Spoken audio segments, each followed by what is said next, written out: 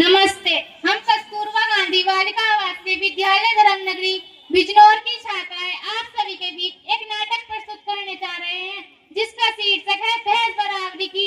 तो आइए देखते हैं नाटक का प्रथम दृश्य। एक टीवी पर कार्यक्रम चल रहा है अंतर्राष्ट्रीय महिला दिवस पर। तो देखिए घर के सदस्य कैसे बातें कर रहे हैं। अरे बंद करो ये सब, हर दिन कोई ना कोई दिवस, अब महिलाओं को भी दिवस चाहिए। जब सालों से कोई अधिकार नहीं मिले तो एक दिन तो बनता ही है महिलाओं के लिए। जब बेटियां इतनी आगे बढ़ रही तो घर की जिम्मेदारी कौन संभालेगा?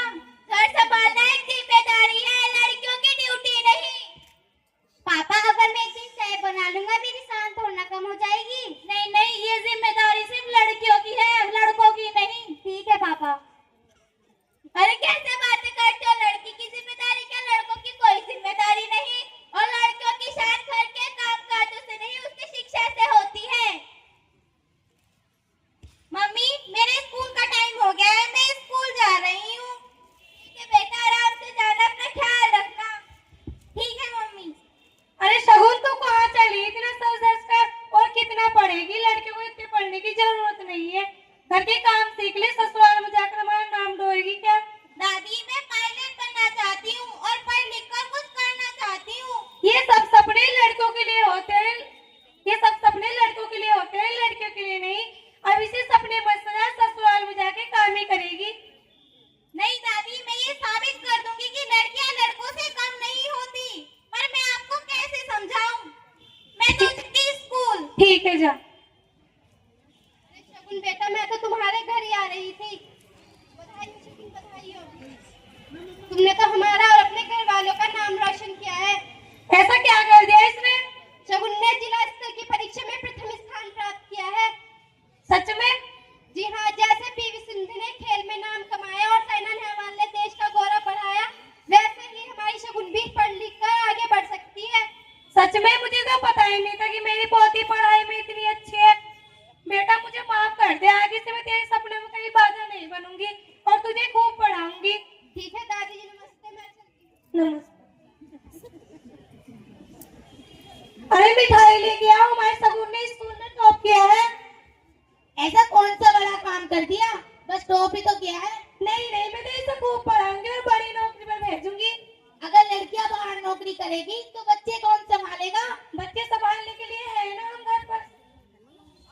और बच्चा दोनों का है तो जिम्मेदारी भी दोनों की होनी चाहिए। पापा, आप दोनों ने तो अपना मोबाइल अपडेट कर लिया, अपनी सोचो कब करोगे अपडेट?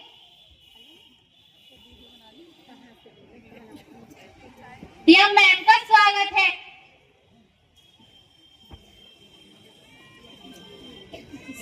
स्वागत है दिया मैम का।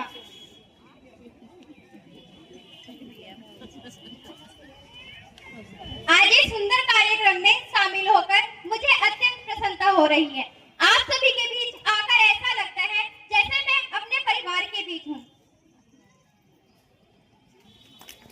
एक होने के नाते मेरी जिम्मेदारी केवल प्रशासन चलाना नहीं, बल्कि लोगों की शिक्षा, संस्कार और समाज के विकास को भी आगे बढ़ाना है। जिस प्रकार विद्यार्थियों के बिना एक स्कूल अधूरा रहता है, वैसे ही महिलाओं के बिना एक समाज अधूरा रहता है। और बेटियों की शिक्षा और सुरक्षा हमारी पहली प्राथमिकता है। जब एक महिला आगे बढ़ती है तो पूरा समाज आगे बढ़ता है। और समाज की सुरक्षा व्यवस्था को तोड़ने वाले लोगों से मेरा ये कहना है कि मैं इस जिले की जिलाधिकारी हूँ और मेरा कर्तव्य है कि हर नागरिक को न्याय मिले और कोई भी कानून से ऊपर न हो। कोई भी लापरवाही बर्दाश्त नहीं की जाएगी। प्रशासन जनता की सेवा के लिए है, लेकिन नियमों का पालन सभी को करना होगा। मैं सिर्फ वर्दी नहीं पहनती, मैं न्याय की जिम्मेदारी को भी निभाती हूँ। मेरी खामोशी को कमजोरी समझने की भूल मत करना। मैं बोलती कम हूँ और करती ज्यादा हूँ। जब एक महिला आगे बढ़ती है तो पूरा समाज आगे बढ़ता है। अरे मेरी विचारधारा तो बहुत ही गलत थी। जब एक महिला जिलाधिकारी बन सकती है, पूरी व्यवस्था देख सकती है, तो एक लड़की पढ़ लिख कर क्यों नहीं आगे बढ़ सकती? अब मुझे समझ में आया, बेटियों को रोकना नहीं, बढ़ाना चाहिए। मैं भी अपनी बेटी को बड़ा अधिकारी बनाऊंगी। अरे ये लो, मुंह मीठा करो डीएम मैम की आने की खुशी पर। अरे देखो देखो, जब एक लड़की